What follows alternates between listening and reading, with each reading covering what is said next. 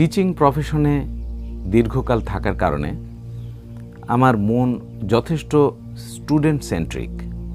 মানে আমি জীবনে যত প্ল্যানই করি, স্টুডেন্টদের চিন্তাটা আমার মাথায় আগে আসে। যে তাদের, যেমন শিক্ষকরা কি করেন, টিচিং মেথোডোলজি নিয়ে ব্যস্ত, তখন এটা তো টিচারদের বিষয়। টিচার যদি টেকনিক শিখে, সরকার কোটি কোটি টাকা খরচ করেন, কি করেন, টিচিং শেখান, যে কীভাবে শেখাতে হয়। কিন্তু ছাত্রছাত্রীদের লার্নিং মেথোডোলজির উপরে সরকার কোনো কিছু করেন না, শিক্ষকগণও করেন না, যে কিভাবে সে শিখবে, হাউ টু লার্ন। ওনারা শিখে হাউ টু টিচ, কিন্তু they don't learn how to learn. তা আমি এটা নিয়ে রিসার্চ করলাম, যে সেখানে আরেকটা পর্বে বলবো হাউ টু লার্ন, কীভাবে শিখতে হয়, সেটা অ্যান্ড্রাগোজি টেকনিক নিয়ে আমি আরেকটা পর্ব করব। আজকে আমি বলছি যে আমাদের দেশের ছাত্রছাত্রীদের প্রধান সমস্যাগুলো কী এবং তার সমাধান কী। আমাদের দেশের ছাত্রছাত্রীদের প্রধান সমস্যা একটা প্রোক্রাস্টিনেশন। সে কাজ ফেলে রাখে, এই কাজগুলো সে ফেলে রাখার কারণে সে পিছিয়ে যায়।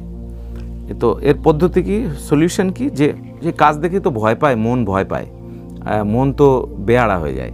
তো মনকে বসে আনার জন্য, মনকে রিওয়ার্ড দেওয়ার জন্য কাজ ছোট ছোট করে দিয়ে মনকে সাহস দিতে হয়, যে আমি এইটুক করব। মন তো খুশি যে অল্প কাজ, ঠিক আছে করি। এরপরে বলতে হবে যে থ্যাংক ইউ, মনকে ধন্যবাদ দিতে হবে, আবার একটু করলাম। এইভাবে ভাগ করে করে স্মল টাস্ককে, ভ্লাদিমির ইলিচ লেনিন, রাশিয়ার বিপ্লবী নেতা, বলেছিলেন যে এক প্লেট ভাতকে মানুষ কিভাবে সাবার করে দেয়, এক লোকমা করে খেয়ে। এভাবে বড় বিপ্লব ঘটানো যায়, উনি বলেছেন। আসলে বড় কাজকে ছোট ছোট টাস্ককে যদি ভাগ করা যায়, তাহলে মানুষ অসাধ্য সাধন করতে পারে। এটি আসলে সফলতার মূল মন্ত্র। আধুনিক বিজ্ঞানীরা আরেকটা টেকনিক অবলম্বন করেছে, আধুনিক গবেষক, পোমোডোরো টেকনিক, যে 25 মিনিট কাজ করবে, 5 মিনিট রেস্ট, আধা ঘন্টা কাজ করবে, 5 মিনিট রেস্ট, 3 মিনিট রেস্ট। এই রেস্টের সময় সে যদি আবার এমন ডিস্ট্রাকশানে চলে যায়, তাহলে হবে না। মনকে শাসনে রেখেই ওই রেস্ট করতে হবে। আচ্ছা, এরপরে হচ্ছে যে তাকে ছাত্রছাত্রীদের যে সমস্যাগুলো, তার সলিউশন বলছে যে ফোনটাকে সাইলেন্ট করতে হবে, দূরে রাখতে হবে, টাইম ব্লক করতে হবে, আর কত সময়ের মধ্যে কোন কাজ, তার টাইম ডেডলাইন তৈরি করতে হবে, 6টার মধ্যে অথবা আগামীকালের মধ্যে, এরকম। এরপরে তাদের আরেকটা সমস্যা আছে, ছাত্রছাত্রীদের সমস্যা এবং সমাধান বলছি, যে তাদের মনোযোগের অভাব। প্রত্যেক ঘরে ঘরে ছাত্রছাত্রীদের এই সমস্যা। এই মনোযোগের অভাব হওয়ার মূল কারণ কিন্তু মোবাইল এডিকশান। তারা কনসেন্ট্রেট করতে পারে না, তাদের মন এক্সাইটমেন্ট চায়। ওই ভিডিওতে এক্সাইটমেন্ট দেখে, কিন্তু পড়ার মধ্যে তো এক্সাইটমেন্ট নাই, এটা তো একটা প্রবলেম। তাহলে ওর এক্সাইটমেন্ট চাইতে চাইতে হ্যাবিট হয়ে গেছে, ওটা বন্ধ করতে হবে। এই জন্য মোবাইল থেকে তাকে দূরে রাখতে হবে এবং পড়ার সময় মোবাইল বন্ধ রাখতে হবে। এটি একটি পদ্ধতি। এরপরে হচ্ছে যে তাকে যেটা করতে হবে, যে তার সমস্যাগুলো আইডেন্টিফাই করতে হবে। যেমন তার এক্সাম ভীতি আছে, পরীক্ষাকে ভয় পায় অনেক ছাত্রছাত্রী এবং মানসিক চাপে পড়ে। এই জন্য কী করতে হবে, পরীক্ষার আগে পড়বো, পরে ফেলে রাখবো, আগে ফেলে রাখবো, এই পদ্ধতি বাদ। যারা বুয়েটে, মেডিকেলে চান্স পায়, তারা কি করে, সারা বছর একরকম পড়ে। তারা সুখে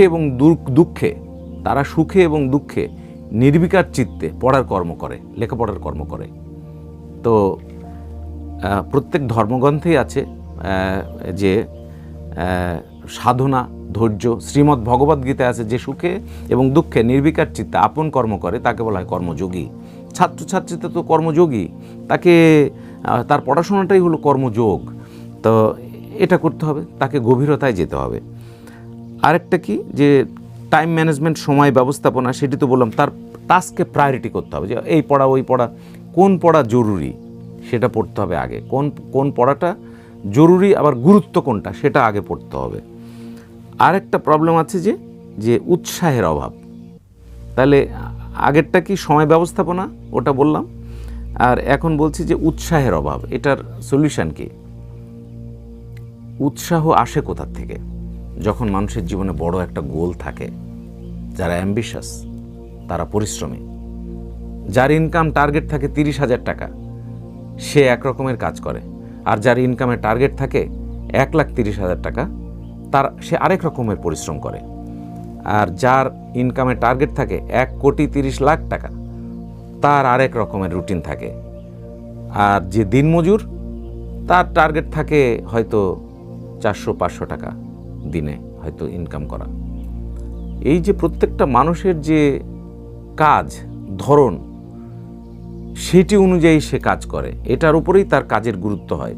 এখন যার স্বপ্ন নাই সে কিছু করবে না, আর যার স্বপ্ন আছে, আমার কাছে যখন ছাত্রছাত্রী আসে প্রথমে আমি একটা কাজ করি, এই মাইন্ড ম্যাপিং টেকনিকের মাধ্যমে জেনে নেই যে তার মনের ভিতরে কি আছে এবং তার কোনো বড় স্বপ্ন আছে কি না। এই বর্তমান কাজের সাথে বড় স্বপ্নের লিঙ্ক করে দেই। সে তখন পাগলের মতো দৌড়াতে থাকে। আমার আর বলতে হয় না যে পড়ো, ভোরে ওঠো, আমার আর বলতে হয় না মোবাইল বাদ দাও, সেই তখন ছুটতে থাকে। তাহলে আজকের বিষয়টাকে যদি সামারি করি, তাহলে কি করতে হবে, যে তাকে টাইম ব্লক করতে হবে, তাকে মনোযোগের জন্য, তাকে কনসেন্ট্রেশনের জন্য তাকে টেকনিক করতে হবে, পোমোডোরো টেকনিক করতে হবে, এবং মাইন্ডফুলনেস মেডিটেশনও সে করতে পারে। এবং পরীক্ষা ভীতি দূর করার জন্য আগে ভাগে তার পড়াটা শেষ করতে হবে। তারপরে প্রায়োরিটাইজ করতে হবে, অর্থাৎ গুরুত্ব কোনটা আগে সেই অনুযায়ী, জরুরি কোনটা আগে সেই অনুযায়ী কাজ ভাগ করা। এরপরে হলো যে তাকে উৎসাহ বাড়ানোর জন্য জীবনের বিগ গোলের সাথে তার বর্তমান কাজের লিঙ্ক করতে হবে। এটি হলো মূল কথা। তো সব মিলায়ে আমি বললাম যে ছাত্রছাত্রীদের জীবনে বর্তমানে কী কী সমস্যা এবং সমাধান আছে। আর কোনো পর্বে, আর ভিন্ন কোনো পর্বে ছাত্রছাত্রীদের আরও সমস্যা নিয়ে আরও কথা বলা হবে। ছাত্রছাত্রীদের বিভিন্ন সমস্যা নিয়ে ভবিষ্যতে আরও পর্ব আসবে। সবাই ভালো থাকবেন, দেখা হবে ভিন্ন বিষয় নিয়ে অন্য কোনো পর্বে আবার।